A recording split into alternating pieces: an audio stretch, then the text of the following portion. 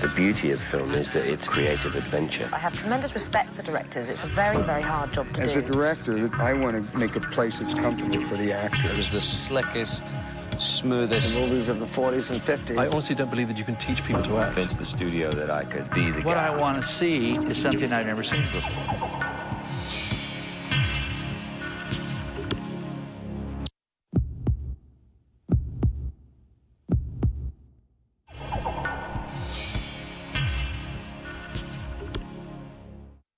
Probably because my friends told me that I did it very well in college. That's when I first was in a play.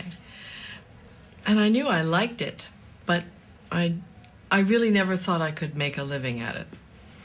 And I thought it was sort of a silly thing to be. So even when I was in graduate school studying acting, I registered for the law boards, which is the test you take to go to law school, because I just thought it was kind of a silly way to spend your life as an actor.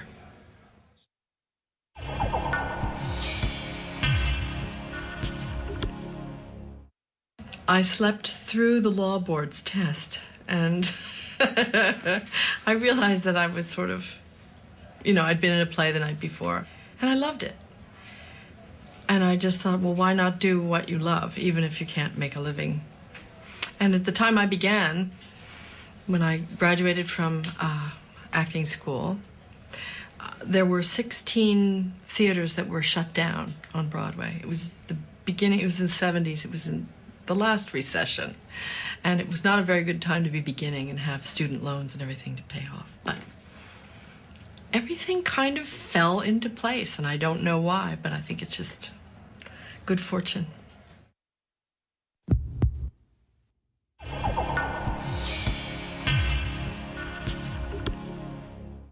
People have asked me to teach acting, and I've never said yes because I wouldn't even know how to begin to conduct a class. I really wouldn't. I think it is possible to put challenges in front of students that bring acting out of them. But if they don't have the talent in them and a sort of an innate understanding of how to embody other people, I don't think you can teach it if they don't have that.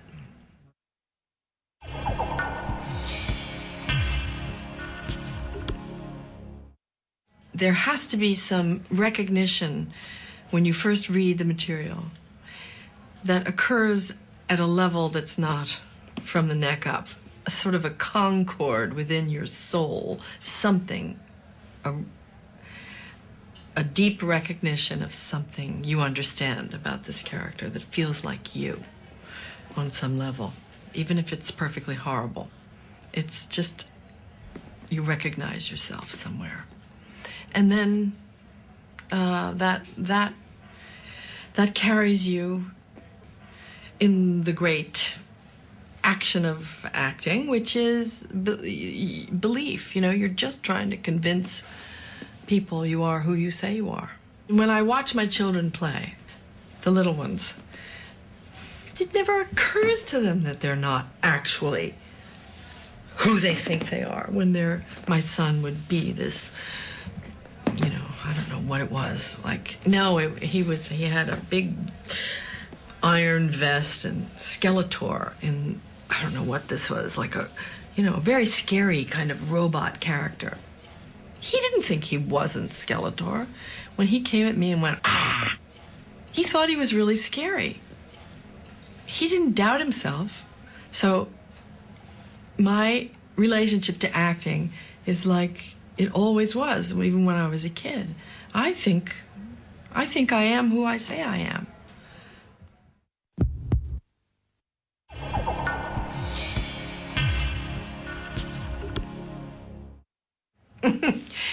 Yes, I felt I completely failed in a film called Still of the Night, which was right after I'd shot Kramer versus Kramer with Robert Benton. He was the director, and he's a wonderful director. And I felt like I It was a film that was noir, which is not a genre that I have an affinity for, because I was asked really just to be mysterious and beautiful. And the more that I realized that was the job, the more I felt like I couldn't do it.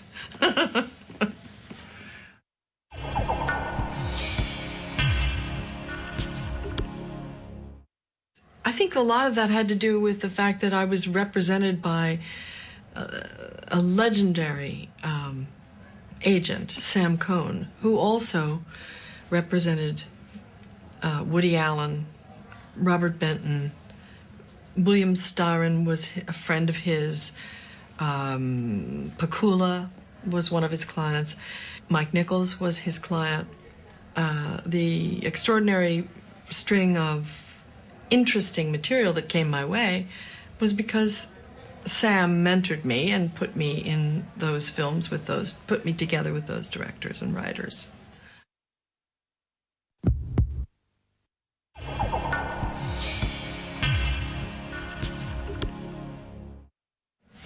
Clarity and certainty. Even when they don't know what they are not sure what they want. Just to convey that. To convey that they're not certain what it is that they want. But to convey that clearly. It's so important to feel that you can rest what you do as an actor, which is unravel, that it's going to all be in a safe kind of basket, and that it'll be put together confidently by someone.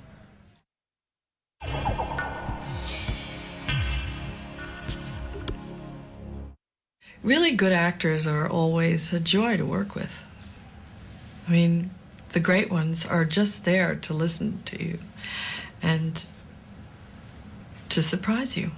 And those fellows, back when I worked with them, they were amazingly alive.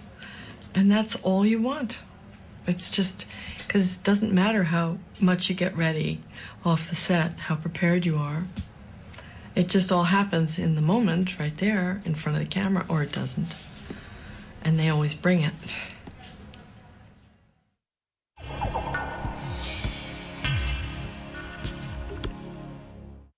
Sophie's Choice was a completely wonderful experience to make. And it's only after I finished it that, and people said, oh, that must have been so hard. And I was going, no, it was really fun.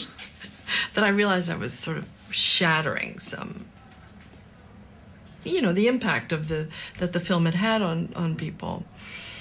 Because it was thoroughly joyous experience to work with those two actors and to work with Alan Pakula. I mean, it really is true that he came to our dressing room. We all got made up in the same room. So Peter McNichol was here, and I was here. Kevin Kline was there. And Pakula appeared in the mirror behind us, and I looked at him, and he had tears running down his face, and I said, what's the matter? And he said, we're halfway done. And it just made me, I mean, I loved him so much, and he loved the process of making that film as much as his actors did. So, I mean, it was a great experience.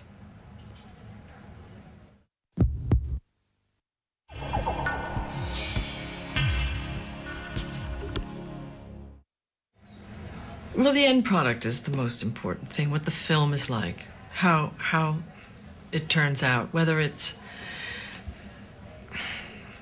you know, supported its aims, whether it's successful artistically and in every way, whether people want to see it, whether it speaks to them. All those things are important. And yet, the process of making the film is what I go through, so it's important to me. And The River Wild was important to me to do for a couple of reasons. One, that I had 3 little girls, and it was important to me that they see, because girls don't see often women who are physically strong, daring, physically powerful on screen. So I thought this is an opportunity to put something out into the world that expresses that. And but making it was thrilling, and I didn't know it would be that much of a challenge, and that much so beautiful to live outdoors, which we did for about 5 months. We were just outdoors all the time.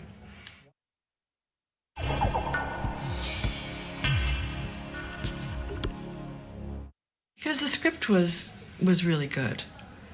I knew I was in good hands with Clint because he's such a great director. But when he called me about it, I told him I wasn't interested because I didn't like the book that it came from. And he said, well, read the script. And the script was by Richard LaGravenese, who's a great screenwriter. And he made it into something more three-dimensional and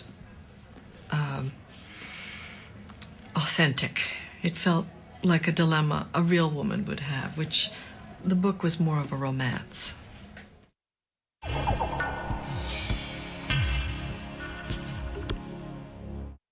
Sometimes I think that when people ask about the accent, it's, first off, it's sort of lazy journalism. Dare I say it? It's like the easiest thing to ask about because it's like the thing on the surface. And yet, you know, for people looking at my work, it's a fact that I've chosen to play women who come from different countries than I do. And I've chosen to not have them speak as if they were brought up in New Jersey, like I am. And that's just a choice because I've felt like them, so why can't I be like them? I have felt what they felt. And ideally what I'm doing in my work is making you feel what these Danish, Polish, Jewish women feel. And it's an act of, I'm a conduit for that empathy.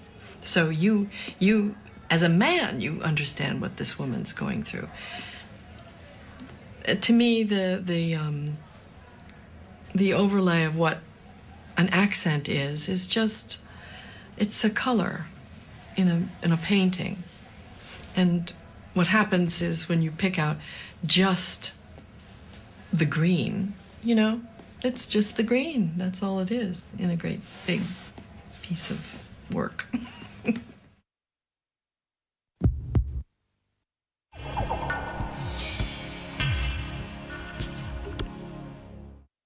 I wasn't surprised by the success of Devil Wears Prada or Mamma Mia. The people that were surprised, frankly, were the fellas, These were best-selling entities on their own in other media already. Women had demonstrated their love for these things already. So someone already had the key to the door. And if we just applied a good shove, if we, as filmmakers, made it well enough and strong enough, we already had the key. The door was going to open. And they were surprised. But I think that's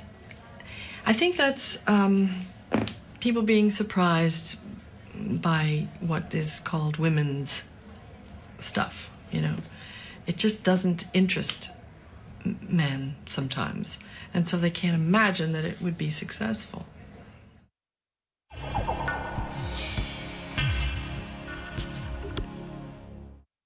How little I know. And so probably that makes me less afraid and more in awe of the thing itself of the opportunity. I feel like I've gotten so many opportunities to play so many interesting women. And I just feel like I'm just beginning to understand how to get in, how to do it. Each one is different. Each one presents a different set of problems and opportunities. And I still love doing it, so.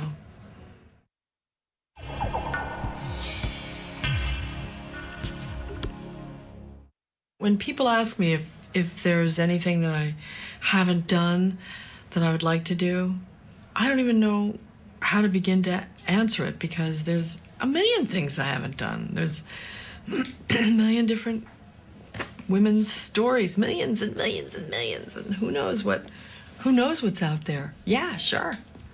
There's a lot of stuff I haven't done. Ciao, Studio Universal.